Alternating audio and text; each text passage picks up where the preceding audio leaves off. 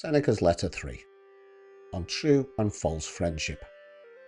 You have sent a letter to me through the hand of a friend of yours, as you call him, and in your very next sentence you warn me not to discuss with him all the matters that concern you, saying that even you yourself are not accustomed to do this.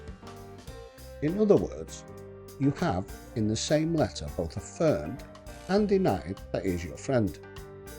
Now, if you used this word of ours in the popular sense and called him friend, in the same way in which you speak of all candidates for election as honourable gentlemen, or as we greet all men whom we meet casually, if their name slips us for the moment, with the salutation, "My dear sir," so be it.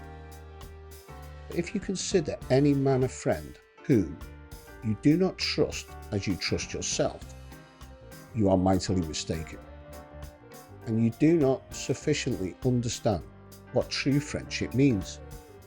Indeed, I would have you discuss everything with a friend, but first of all, discuss the man himself. When friendship is settled, you must trust. Before friendship is formed, you must pass judgment. Those persons indeed put the last first and confound their duties, who violate the rules of Theophrastus by judging a man after they have made him their friend, instead of making him their friend after they have judged him. Ponder for a long time whether you shall admit a given person to your friendship. But when you have decided to admit him, welcome him with all your heart and soul. Speak as boldly with him as you would yourself. As to yourself, although you should live in such a way that you trust your own self with nothing which you could not entrust even your enemy, yet, since certain matters occur which convention keeps secret, you should at least share with a friend all your worries and reflections. Regard him as loyal, and you will make him loyal. Some, for example, fearing to be deceived, have taught men to deceive. By their suspicions, they have given their friends the right to do wrong. Why need I hold back any words in the presence of my friend? Why should I not regard myself as alone when in his company? There is a class of men who communicate to anyone they meet matters which should be revealed to friends alone, and unload upon the chance listener whatever irks them. Others, again, fear to confide even in their closest intimates, and if it were possible, they would not trust even themselves, burying their secrets deep in their hearts. But we should do neither.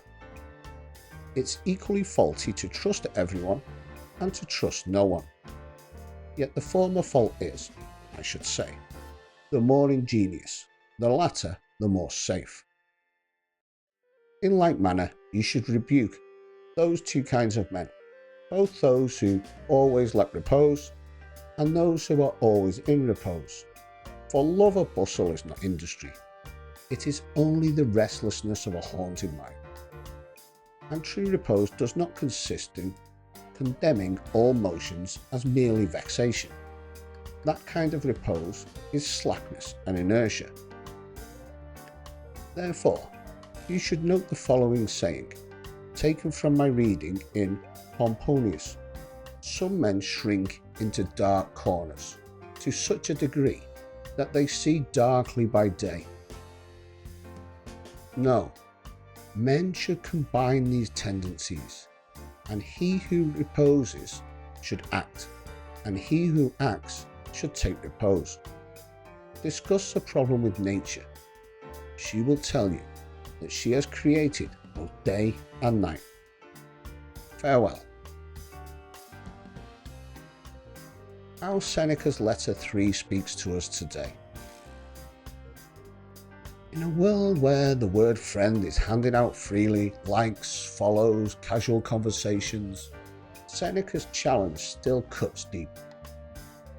How many of the people we call friends could we truly trust with our fears, our failures, our honest thoughts? Today, we often make mistake connection for closeness.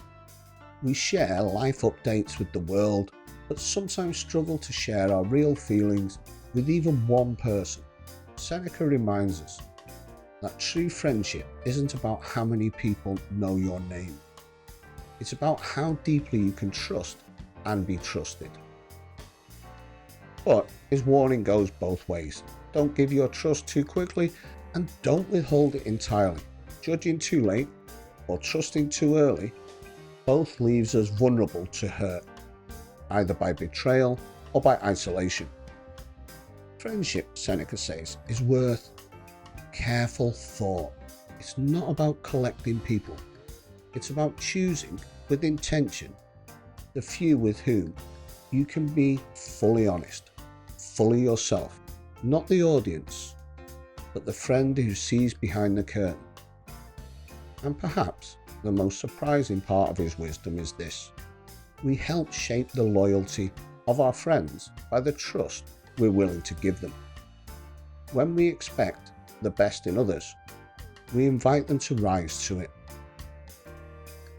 Some questions to reflect on. Are you giving the title of friend too easily or holding it back too tightly? Is there someone in your life with whom you could be more open, honest, and real? How might your friendship change if you trusted more intentionally, but also more wisely? Thank you very much for listening. Please like, share, and subscribe, and look out for the next letter coming soon. Bye bye.